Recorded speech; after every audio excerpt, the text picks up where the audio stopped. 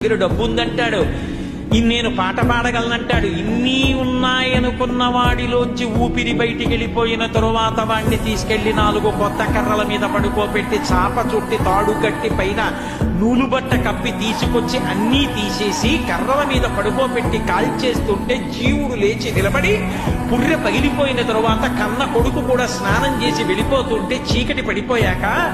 అయ్య బాబోయ్ చుట్టూ ఉగ్రభూతాలు, నా వాళ్ళన్న వాళ్ళు లేరు, వీళ్ళని నమ్ముకున్నాను, ఒక్కడు లేడని ఏడుస్తుంటే నేనున్నాను రా అని చెప్పడానికి నేను కూడా లేకపోతే చచ్చిన వాడు 1000 మాటలు చచ్చిపోతారని అక్కడ ఉన్నారు పార్వతి, నా కర్మకాలక్కడలేనన్నాడు.